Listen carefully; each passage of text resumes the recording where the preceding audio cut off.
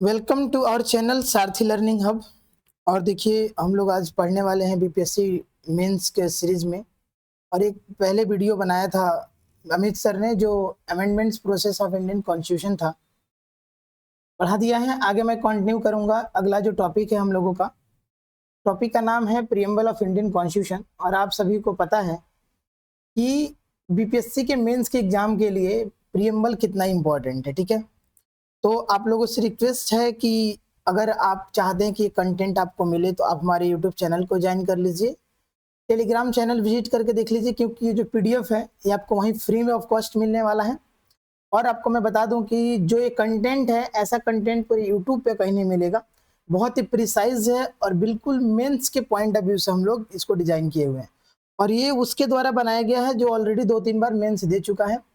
और इसके बनाने में एक लोग ऐसे भी हैं जो सिलेक्टेड हैं बीपीएससी में, अभी कार्यरत हैं, तो उनका नाम लेना अच्छा नहीं है तो मैं बता नहीं रहा हूँ। बाकी हम लोग देखेंगे प्रीएम्बल ऑफ इंडियन कॉन्स्टिट्यूशन, और आपको बताया ये भी जाएगा कि आंसर राइटिंग कैसे करते हैं, कब क्या लिखना है, एग्जाम्पल्स कैसे देने हैं। ठीक है, तो आइए शुरू करते हैं। एक बार हमारे चैनल को ज्वाइन कर लीजिए, लाइक कर दीजिए, आप सब्सक्राइब करके शेयर कर दीजिए अपने दोस्तों के साथ, ताकि मेंस का टेस्ट सीरीज आपका चलता रहे। और पेड भी है, लेकिन अभी हम लोग पढ़ लेते हैं। चलिए शुरू करते हैं। देखिए, प्रीएम्बल बहुत ही इंपॉर्टेंट पार्ट है हमारे कॉन्स्टिट्यूशन का भी और आपके एग्जाम के लिए भी।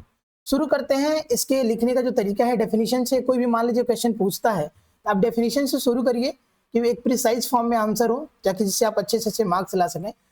देखिए, preamble is an introductory statement of constitution. हमारा जो प्रस्तावना है वो क्या है, हमारे संविधान का परिचय है, इंट्रोडक्टरी स्टेटमेंट है। ठीक है, ideals and philosophy setting the stage for the entire documents. और इस पूरे प्रीएम्बल को जब पढ़ेंगे तो आपको अपने संविधान का दर्शन पता चलता है कि क्या हमारे संविधान का दर्शन है, विचार क्या है, ऑब्जेक्टिव्स क्या क्या है। ठीक है, आगे देखिए, अगला जो हमारा हेडिंग है वो है रोल इन कॉन्स्टिट्यूशन। प्रीएम्बल का संविधान में क्या भूमिका है, क्या रोल है। It indicates the source of authority. देखिए, जब भी आप प्रीएम्बल पढ़ना शुरू करेंगे तो सबसे पहला वर्ड जो आता है वो आता है we the people of India. यानी जो पावर लाइज करता है, अथॉरिटी जो आती है वो कहां से आती है, पीपल के पास से आती है, किसी व्यक्ति के पास, जो प्रधानमंत्री, राष्ट्रपति, जो भी अथॉरिटी पोस्ट पे बैठते हैं। ऑब्जेक्टिव क्या है हमारे संविधान का, देखिए, लाइक जस्टिस, यहाँ एग्जाम्पल दिया हुआ है। और आप जब भी आंसर लिखिए जरूर एग्जाम्पल दें, जिससे एग्जामिनर को समझे कि आप उस सब्जेक्ट को जानते हैं, समझते हैं। जस्टिस क्या है, आपके प्रीएम्बल का एक ऑब्जेक्टिव है कि हम अपने प्रीएम्बल और संविधान के माध्यम से जस्टिस स्टेब्लिश करना चाहते हैं सोसाइटी में। And values like liberty, liberty है, फेटर्निटी है, ये हमारे संविधान का वैल्यू है, जो कि आपके मेंशन है, किसमें, प्रीएम्बल में मेंशन है, और आपके लिए बहुत इंपॉर्टेंट हो जाता है। आइए, अगला है हमारा सिग्निफिकेंस क्या है संविधान के लिए, प्रीएम्बल का। It's unique because it summarise the spirit of constitution.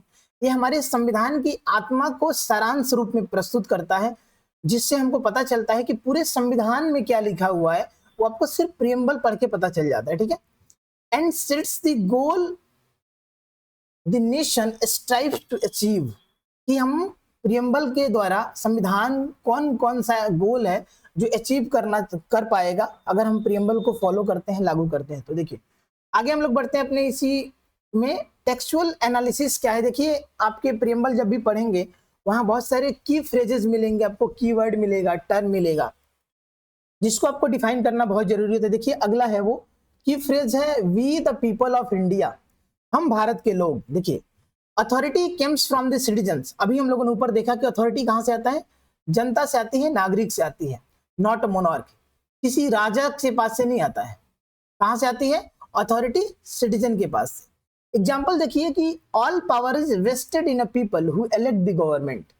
Power उन लोगों के पास है जो गवर्नमेंट इलेक्ट करते हैं, जो क्योंकि हमारे जो डेमोक्रेसी है इसको क्या बोलते हैं, रिप्रेजेंटेटिव डेमोक्रेसी बोलते हैं। दैट्स वाई हम कह सकते हैं कि पावर जो कहाँ है वो जनता के पास है। आगे देखिए, हमारे की फ्रेज हैं ए, और ये हमारे संविधान के नेचर को डिफाइन करता है, प्रीएम्बल के नेचर को डिफाइन करता है। ठीक है, sovereign, socialist, secular, democratic and Republic. Sovereign मतलब होता है संप्रभु। आगे देखिए, describe the nature of the Indian state, और ठीक है, ये हमारे राज्य के नेचर को डिफाइन करता है, परिभाषित करता है।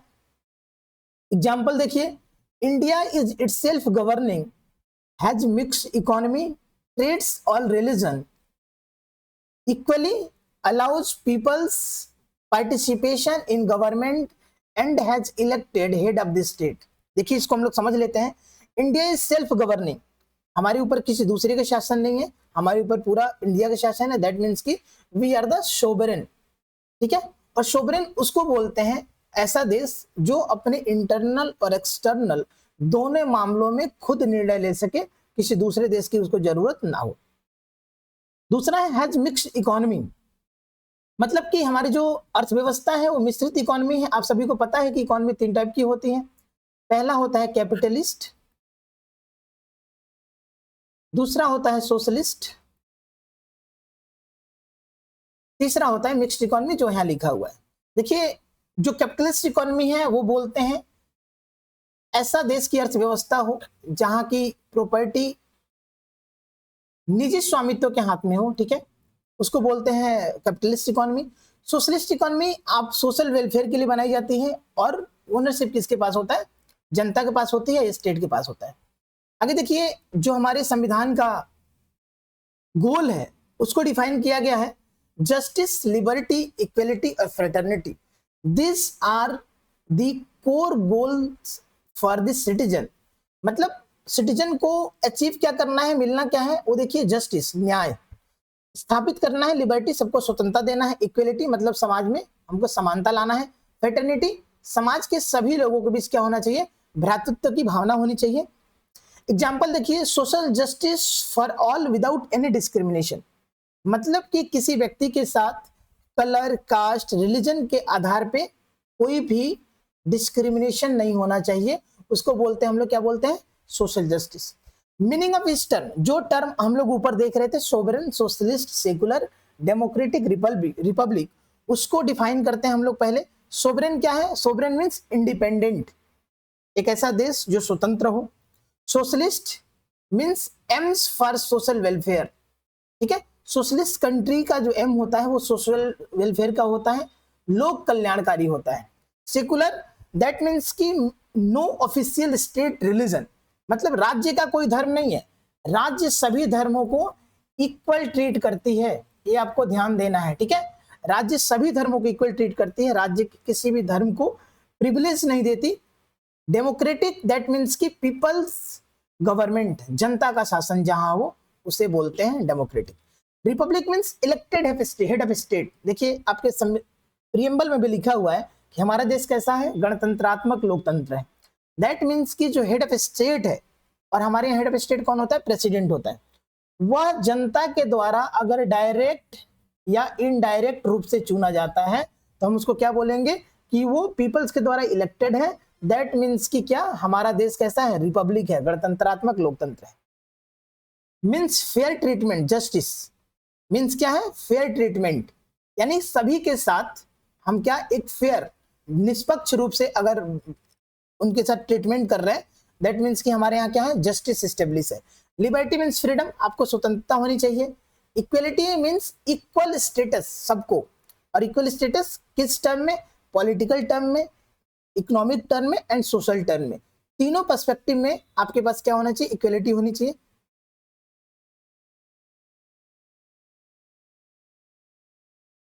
ठीक है, तो हमने देखा कि जो की टर्म्स थे, की फ्रेजेस थे, उसको डिफाइन कैसे किया। और आप सभी को मैं बता दूं कि आप मेंस का आंसर राइटिंग करने वाले हैं तो जितने एग्जांपल्स हैं, की टर्म है, इसको अपने आंसर में जरूर मेंशन करिएगा, बिकॉज कि ये आपको एक्स्ट्रा मार्क्स दिलाता है। और आप सभी को पता है कि 1 नंबर, 0.5 नंबर, 2 नंबर आपके रैंक का डिसाइडिंग फैक्टर होता है, बहुत ही इंपॉर्टेंट होता है। इससे आपकी रैंक डिसाइड होती है, पोस्ट डिसाइड होते हैं कि आप किस पद पे जाने वाले हैं। तो अगर आपने जितने अच्छे से एग्जाम्पल्स को लिखा है, जितने से वर्ड को डिफाइन किया है, उतने एक्स्ट्रा मार्क्स मिलने वाले हैं आपको, ठीक है। तो आप इन सबको आंसर राइटिंग में ध्यान रखिएगा। आइए आगे हम लोग देखते हैं इंटर रिलेशनशिप। ये जो कितने की टर्म हम लोग पढ़े हैं, इसका इंटरकनेक्टिविटी क्या है एक दूसरे के साथ। This term are interconnected, for instance liberty and equality ensure justice to everyone. अगर सबको मान लीजिए लिबर्टी मिल रहा है, इक्वलिटी मिल रहा है, इसका मतलब ये है कि इंश्योर कर रहा है कि समाज में सबको जस्टिस, न्याय मिलने वाली है। Fraternity ensure everyone is treated equally. अगर सबके अंदर भ्रातृत्व की भावना है, एक दूसरे से कनेक्टेड होने की भावना है, तो ये क्या इंश्योर करता है कि सभी लोग इक्वल ट्रीट किए जाएंगे समाज में, ठीक है, इन अ डेमोक्रेटिक कंट्री। और आपको पता है कि डेमोक्रेटिक कंट्री की सबसे बड़ी कैरेक्टरिस्टिक्स यही है कि सब लोग इक्वल हैं, कोई जाति धर्म ऊंचा नीचा नहीं है, तो हम लोग सबको क्या करते हैं, इक्वल ट्रीटमेंट करते हैं, ठीक है। आगे ये हम लोग बढ़ते हैं हिस्टोरिकल कंटेक्स्ट एंड इवोल्यूशन पे, ठीक है। इसका इंस्पिरेशन क्या है और कहां से लिया गया है, तो आपको पता है कि जो we the people of India term है, ये अमेरिकन कॉन्स्टिट्यूशन से ड्राइव्ड है। इंस्पिरेशन है drawn from American and other constitution and various sources historical and philosophical thoughts, ठीक है। बहुत सारे दार्शनिक विचारों से, कई सारे समय, आपको पता है कि हमारा संविधान बहुत सारे देशों से लिया गया है और अपने तरीके से अपनाया गया है जो हमारे देश के लिए काम आ सके। कॉन्स्टिट्यूएंट असेंबली डिबेट, हम देखते हैं इसको, और ये आपको जब भी अगर एग्जाम्पल में कुछ देना है आप इसको जरूर मेंशन करिएगा अपने एग्जाम में, अपने पेपर में, ताकि आपको एक्स्ट्रा मार्क्स मिले। डिबेट्स फोकस ऑन इंक्लूजन, एक ऐसी व्यवस्था जिसमें सबको समाहित किया जा सके, वो समाज का पिछड़े वर्ग के लोग हों, आगे के लोग हों। इंक्लूजन यानी डिबेट का मेन मुद्दा क्या था कि फोकस किया गया सब पे इंक्लूजन पर, of socialist and secular with some initial opposing this terms placement after adoption of constitution. क्योंकि आपको पता है कि जो सोशलिस्ट वर्ड है और सेकुलर वर्ड है, ये संविधान सभा बना और जब डिबेट चल रहा था तभी ऐड होने वाला था, लेकिन किसी कारण बस हमको इसने ऐड नहीं कर पाए। लेकिन 42वें संविधान संशोधन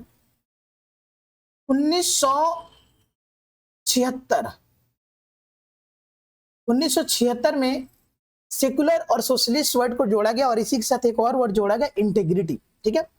तो बाद में अडॉप्ट किया गया इस चीज को, लेकिन ये हमारे समाज को इंक्लूजन फॉर्म में लेके आता है जो सबको जोड़ता है, कनेक्ट करता है। ओरिजिनल्स बनाम अमेंडमेंट्स प्रियम्बल, देखिए socialist and secular were added by 42nd amendment 1976, ठीक है। तो आगे हम लोग बढ़ते हैं, लीगल एंड इंटरप्रेटिव वैल्यूज क्या है। इज द प्रियम्बल इन्फोर्सेबल, ठीक है, ये आपको प्री के फैक्ट्स में भी काम आ सकता है और यहाँ भी काम आ सकता है। तो आपको पता है कि it is not directly enforceable, मतलब ये नॉन जस्टिसिएबल बोलते हैं इसको, अलग टर्म अगर आप सिनोनिम में बोले तो नॉन जस्टिसिएबल भी बोलते हैं, यानी इसको आप इन्फोर्सेबल नहीं करा सकते, नहीं हो सकता। लाइक फंडामेंटल राइट्स, आपको पता है कि फंडामेंटल राइट्स क्या होता है, इन्फोर्सेबल होता है, जस्टिसिएबल होता है। अगर आपका फंडामेंटल राइट्स कोई वायलेट करता है तो आप डायरेक्ट सुप्रीम कोर्ट जा सकते हैं। आर्टिकल 32 आप लोगों ने पढ़ा होगा, जिसको हम लोग बोलते हैं कॉन्स्टिट्यूशनल रेमेडी, संवैधानिक उपचारों का अधिकार। But it is acts as a guide, but ये हमारे गाइड के रूप में काम करता है। और आपको पता है कि बहुत सारे जो एक टर्म आता है फंडामेंटल स्ट्रक्चर का, जो केशवानंद भारती केस में आया, तो संविधान ने भी, सुप्रीम कोर्ट ने बहुत सारे अपने जजमेंट में बोला हुआ है कि हमारा प्रियम्बल क्या है, एक गाइड की भूमिका निभाता है जो कि संविधान को हेल्प करता है। Preamble is an aid to interpretation when law are unclear, the Supreme Court uses the preamble to understand the legislature intent.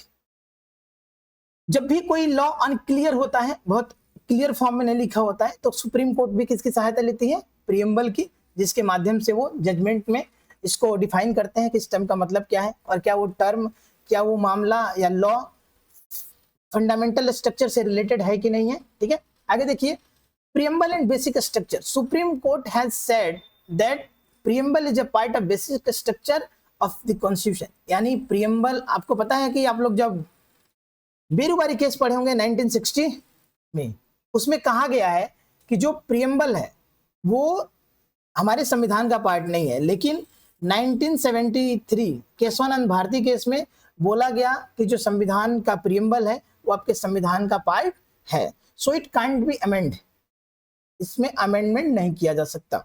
Significance और रिलेवेंस देख लेते हैं कि जो प्रियम्बल है ये हमारे संविधान के फाउंडेशन ऑफ वैल्यूज है। It acts as the basic for all laws and policy by setting the guiding principle for the state. अभी हम लोगों ने ऊपर भी देखा है, अभी भी देख लीजिए, it is act as the basis of the laws, ये हमारे कानून के बेसिस हैं, आधार हैं, and the policy by setting the guiding principle, और ये क्या करता है, हमारे पॉलिसी के लिए गाइडिंग प्रिंसिपल का काम करता है, दिशा निर्देश देता है, ऐसा सिद्धांत है राज्य के लिए, जो राज्य नीतियां बनाए इसको ध्यान में रखे। Source of aspirations, it embodies India's vision, ये हमारे देश के विजन को बताता है, like achieving a more equal and just society, हम अपने समाज में इक्वलिटी को अचीव कर सके और जस्ट सोसाइटी, एक न्याय प्रिय समाज की स्थापना कर सके, ये हमारे संविधान बताता है और हमारे प्रियम्बल के माध्यम से आपको पता चलता है। गाइडिंग प्रिंसिपल क्या है? तो it helps interpret laws and shapes policies by giving clear understanding of what the state want to achieve.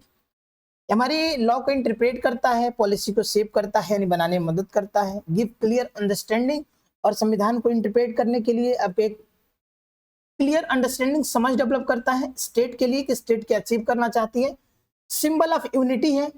It promotes idea of oneness and share dreams and purpose among citizens. ठीक है, आगे आइए। चूंकि देखिए जो लास्ट पॉइंट है analysis and critics का, ये जब आप 38 नंबर में किसी क्वेश्चन को लिखें, अगर वो प्रियम्बल से रिलेटेड है या पॉलिटी के किसी सेक्शन से रिलेटेड है, तो उसमें अगर ये पॉइंट आप एनालिसिस और क्रिटिक का ऐड करते हैं, इससे पता चलता है कि आपका इस पे डीप एनालिसिस, डीप नॉलेज है और आप चीजों को समझते हैं। इससे आपको एग्जाम में क्या होता है, एक्स्ट्रा मार्क्स मिलता है। ठीक है, तो आप इसको लिखिए जरूर। आप आंसर राइटिंग लिखते समय पूरा एक इंट्रोडक्टरी पार्ट हो, मेन बॉडी पार्ट हो, फिर एनालिसिस हो, क्रिटिक हो, फिर कंक्लूजन हो। ठीक है, तो ये हमारे आंसर राइटिंग का स्ट्रक्चर है। ठीक है, और आपको पता है कि हम लोग आंसर राइटिंग का जो हमारा संस्था है वो मेंस का टेस्ट सीरीज लॉन्च कर चुकी है, आप लोग ज्वाइन कर सकते हैं। आइए हम लोग देखते हैं एनालिसिस और क्रिटिक में बोल सकते हैं कि स्ट्रेंथ्स क्या क्या है। तो it's aspirational, provide a clear vision, ये बहुत ही क्लियर विजन प्रोवाइड करता है। And symbolic, summarising Indian objective, India's objectives, ये हमारे देश के ऑब्जेक्टिव, उद्देश्यों को ऑब्जेक्टिफाई करता है, बताता है क्या है। लिमिटेशंस क्या है? It is not directly enforceable. आपको अभी पता है कि हमारा जो प्रियम्बल का पार्ट है वो इन्फोर्सेबल नहीं है, मतलब इसको डायरेक्ट इन्फोर्स नहीं कर सकते। So government can ignore it for a while, अगर सरकार चाहती है इसको इग्नोर कर सकती है, मतलब लागू नहीं कर सकती है, और आप इसको लेके कहीं कोर्ट में भी नहीं जा सकते, क्योंकि अभी हमने देखा इनफोर्सेबल नहीं है ये। कंटेम्परेरी रिलेवेंस क्या है? देखिए प्रासंगिकता बहुत जरूरी होता है, क्योंकि जिस टर्म को आप लिख रहे हैं, जिस सब्जेक्ट को लिख रहे हैं, जिस टॉपिक को लिख रहे हैं, वर्तमान समय में उसकी रिलेवेंस क्या है, प्रासंगिकता क्या है, तो ये टॉपिक बहुत ही जरूरी हो जाता है आपको अपने आंसर राइटिंग में मेंशन करने के लिए। तो आज भी हमारा प्रीएम्बल 26 जनवरी 1950 को हमारा संविधान लागू हुआ था, तब से लेके आज तक उतना ही प्रासंगिकता हमारे संविधान और प्रीएम्बल की प्रस्तावना की जितना पहले था। Still relevant as the same ideals still hold significance. ठीक है, अभी भी उतना ही महत्व है, और आपको पता है कि इसके चैलेंजेस क्या हैं। आगे देखते हैं। Upholding secularism एमनिस्ट communal tension ensuring justice for all amidst, ठीक है, इनइक्वालिटीज। चैलेंजेस क्या है कि आपको समाज में जो क्या है, सेकुलरिज्म स्थापित करना है, धर्मनिरपेक्षता, कम्युनल टेंशन ना हो समाज में, जो धर्म जाति के नाम पे कम्युनल हिंसा होता रहता है, इंश्योरिंग जस्टिस, जस्टिस समाज में स्टेब्लिश हो, ये हमारे लिए एक चैलेंज है। फॉर ऑल एमिड्स इनइक्वालिटीज, और इनइक्वालिटी जो समाज में बनी हुई है वो भी चैलेंज है समाज के लिए। और आपको बताया अभी मैंने कि ये पॉइंट जो चैलेंज का है, रिलेवेंस का है, लिमिटेशंस का है, स्ट्रेंथ का है, ये पहले तो की टर्म है जो आपको पता होना चाहिए कि आपको आंसर राइटिंग में कहाँ मेंशन करना है। और एनालिसिस में अगर ये चारों पॉइंट अगर आप मेंशन करते हैं तो आपका एनालिसिस एक स्ट्रांग हो जाता है, जिससे आपका आंसर राइटिंग में एक्स्ट्रा मार्क्स मिलेगा। तो आप लोग ध्यान रखिए। आगे ये देखते हैं कंक्लूजन में क्या लिखना है। कंक्लूजन में देखिए लिखना है आपको ये कि the preamble to the Indian constitution is a beacon of hope setting out India's goals and values while not directly enforceable. ठीक है, ये हमारे लिए गोल सेट करता है, वैल्यू सेट करता है, इन्फोर्सेबल नहीं है। Its role as a guiding light, ये हमारे लिए दिशा निर्देश का काम करता है। The cornerstone of India's legal framework makes it vital and understanding and shaping India's future. आपको पता है कि अगर हमारा संविधान, हमारा प्रीएम्बल अच्छे से लागू होता है, देश के लोग इसको फॉलो करते हैं, तो ये क्या है, फ्रेमवर्क मेक्स इज वाइटल, बहुत विशाल बनाता है, for understanding and shaping India future. और ये अगर फॉलो किया जाए, इंडिया का जो फ्यूचर है वो बहुत ब्राइट हो सकता है। कि सोचिए एक ऐसा समाज हो जहाँ जस्टिस हो, इनइक्वालिटी ना हो। ठीक है, तो ये एक पूरा आप देख सकते हैं कि हम लोगों ने एनालिसिस देखा, क्रिटिक देखा, हम लोगों ने सिग्निफिकेंस देखा, अभी हमारे संविधान और प्रस्तावना की क्या रिलेवेंस है वो देखा, लीगल इंटरप्रिटेशन क्या हो सकता है, वैल्यूज क्या हो सकती है, इसका हिस्टोरिकल कंटेक्स्ट क्या हो सकता है, जो भी की टर्म है, जैसे कि हम लोग की फ्रेजेस देखे हैं जिसमें लोगों ने we the people of India का मतलब देखा क्या हो सकता है, जो हमारे संविधान स्टेट का नेचर है, सोवरेन है, सोशलिस्ट है, सेकुलर है, डेमोक्रेटिक रिपब्लिक है, ये हम लोगों ने देखा। ऐसे हम लोग सब देखा। और आपको अब मैं लास्ट में एक न्यूज ये बता दूं कि हमारी संस्था के द्वारा आप सबके लिए मेंस का टेस्ट सीरीज कराया जा रहा है 71 बीपीएससी के लिए, लॉन्च हो चुका है और कई बच्चे ज्वाइन कर रहे हैं। तो आप लेट ना करें, क्योंकि प्री का आंसर किया जा चुका है, ठीक है, और सब लोग अनुमान लगा रहे हैं कि कट ऑफ कितना जा रहा है, कट ऑफ कितना जा रहा है। आपका जो पेपर दे चुके हैं उसके हिसाब से कट ऑफ आएगा, और आप ये उम्मीद रखिए कि आप मेंस देने वाले हैं, क्योंकि सबने बहुत मेहनत किया है और मेंस देने वाले हैं। दैट मीन्स कि आपको अब आंसर राइटिंग करना शुरू कर देना चाहिए, क्योंकि मेंस के नंबर से ही आपका रैंक, आपकी पोस्ट डिसाइड होने वाली है, ठीक है। तो हमारे यहाँ टेस्ट सीरीज हिंदी मीडियम और इंग्लिश मीडियम ऑनलाइन ऑफलाइन दोनों मोड में अवेलेबल है। और हमारे जो एक्सपर्ट हैं, देखते एक मैं खुद हूँ जो मैं बीपीएससी मेंस दिया हूँ, यूपीपीसीएस मेंस दिया हूँ, नेट क्वालिफाइड हूँ,